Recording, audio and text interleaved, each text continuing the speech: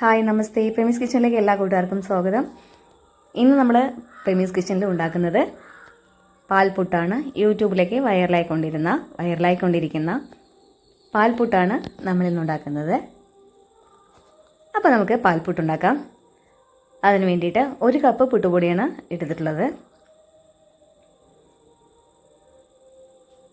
തരിയുള്ള പുട്ടുപൊടിയാണ് കേട്ടോ ഞാൻ എടുത്തിട്ടുള്ളത്. ഏത് പുട്ടുപൊടിയായാലും കുഴപ്പമൊന്നുമില്ല, തരിയുള്ളത് തന്നെ വേണം എന്നൊന്നുമില്ല.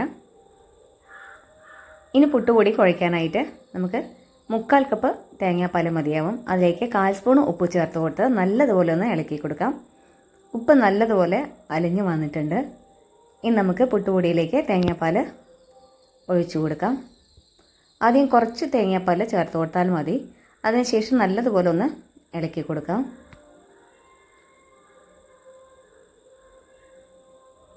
തേങ്ങാപ്പാൽ കുറേശ്ശെയായിട്ട് ഒഴിച്ചു കൊടുക്കുക. ഒറ്റയടിക്ക് തേങ്ങാപ്പാൽ ഒഴിച്ചു കൊടുക്കേണ്ട ആവശ്യമില്ല. 1 കപ്പ് പുട്ടുപൊടിക്ക് 3/4 കപ്പ് തേങ്ങാപ്പാൽ മതിയാവും. ചില പുട്ടുപൊടികൾക്ക് 1 കപ്പ് തേങ്ങാപ്പാൽ ചേർക്കേണ്ടി വന്നേക്കാം. അത് ഓരോ പുട്ടുപൊടിക്ക് അനുസരിച്ചിരിക്കും. ഇത് നമ്മൾ തേങ്ങാപ്പാൽ ചേർത്ത് നല്ലപോലെ ഒന്ന് കുഴച്ചെടുക്കുന്നുണ്ട്. തേങ്ങാപ്പാൽ ചേർക്കുന്നതുകൊണ്ട് തന്നെ പുട്ടിന് നല്ല സോഫ്റ്റായിട്ടും കിട്ടും, നല്ല ടേസ്റ്റും ഉണ്ടാവും. തേങ്ങാപ്പാൽ ചേർത്ത് നല്ലതുപോലെ ഒന്ന് ഇളക്കി കൊടുക്കുന്നുണ്ട്. തേങ്ങാപ്പാലെല്ലാം ചേർത്ത് നമ്മൾ നല്ലതുപോലെ ഒന്ന് ഇളക്കി കൊടുത്തിട്ടുണ്ട്. ഇനി ഇതൊരു 15 മിനിറ്റ് നേരം നമുക്ക് മൂടി വയ്ക്കാം. അതിനുശേഷം നമുക്ക് എടുത്താൽ മതി. അപ്പോഴേക്കും നമുക്കൊരു ക്യാരറ്റ് ഒന്ന് ഗ്രേറ്റ് ചെയ്തിട്ട് വരാം. 15 മിനിറ്റ് നേരം കഴിഞ്ഞിട്ടുണ്ട്.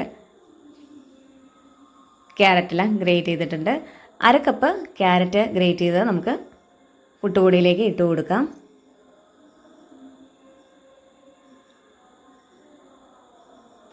കപ്പ് ക്യാരറ്റ് നമുക്ക് മാറ്റി വയ്ക്കാം.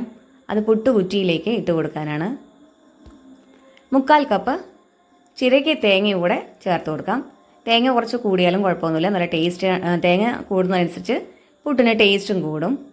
ഇനി ഇതിലേക്ക് 3 സ്പൂണ് പഞ്ചസാര കൂടെ ചേർത്ത് കൊടുക്കാം. ഒരു സ്പൂണ് നെയ്യ് കൂടെ ഞാൻ ചേർക്കുന്നുണ്ട്. നെയ്യുടെ മണം ഇഷ്ടമില്ലാത്തവർ നെയ്യ് ചേർക്കേണ്ട ആവശ്യമില്ല. നമ്മൾ തേങ്ങാപ്പാൽ ചേർത്തത് കൊണ്ട് തന്നെ പുട്ട് നല്ല സോഫ്റ്റായിട്ട് കിട്ടും. അതുകൊണ്ട് നെയ്യ് ചേർത്തില്ലെങ്കിലും കുഴപ്പമില്ല. ഇനി ഇതെല്ലാം ചേർത്ത് നമുക്ക് നല്ലതുപോലെ ഒന്ന് ഇളക്കി കൊടുക്കാം. നല്ലതുപോലെ ഇളക്കി കൊടുക്കണം. പുട്ടുപൊടി നമ്മൾ നല്ലതുപോലെ ഒന്ന് ഇളക്കി കൊടുത്തിട്ടുണ്ട്. ഇനി പ്രത്യേകിച്ച് ഇനി വെള്ളമൊന്നും ചേർക്കേണ്ട ആവശ്യമില്ല. നല്ലതുപോലെ ഒന്ന് ഇളക്കി കൊടുക്കാം. നമ്മൾ പുട്ടുപൊടിയെല്ലാം നല്ലതുപോലെ ഇളക്കി എടുത്തിട്ടുണ്ട്. ഇനി നമുക്ക് പുട്ടുകുറ്റിയിലേക്ക് പുട്ടുപൊടി ഇട്ട് കൊടുക്കാം. അതിനു മുമ്പ് പുട്ടുകുറ്റിയിലേക്ക് നമുക്ക് ആദ്യം തേങ്ങ ചേർക്കാം. അതിനുശേഷം ഗ്രേറ്റ് ചെയ്ത് വെച്ചിട്ടുള്ള ക്യാരറ്റ് ഇട്ട് കൊടുക്കുന്നുണ്ട്. ഇനി അതിന് മീതെ നമുക്ക് പുട്ടുപൊടി ഇട്ട് കൊടുക്കാം.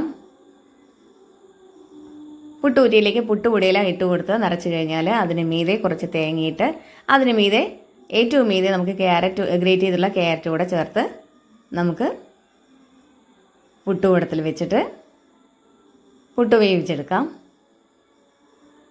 പുട്ട് നല്ലതുപോലെ ആവിയെല്ലാം വന്നിട്ടുണ്ട്. നമ്മുടെ പാൽപുട്ട് റെഡി ആയിട്ടുണ്ട്. നമുക്കിനി അത് ഒരു വാഴയിലയിലേക്ക് കുത്തിയിട്ട് കൊടുക്കാം. പാൽപുട്ട് റെഡി ആയിട്ടുണ്ട്. എല്ലാ കൂട്ടുകാരും ഇതൊന്ന് ട്രൈ ചെയ്യുക. നല്ല ടേസ്റ്റാണ്. പ്രത്യേകിച്ച് ഇതിൻ്റെ കൂടെ ഒരു കറിയുടെയും ആവശ്യമില്ല. അത്ര നല്ല ടേസ്റ്റാണ് പാൽപുട്ട്. കുട്ടികൾക്കും മുതിർന്നവർക്കും ഒക്കെ ഒരുപോലെ ഇഷ്ടപ്പെടും. നല്ല ടേസ്റ്റാണ്. അപ്പോൾ എല്ലാവരും ഇതൊന്ന് ട്രൈ ചെയ്ത് നമുക്ക് കമൻ്റായിട്ടൊന്ന് അറിയിക്കുക.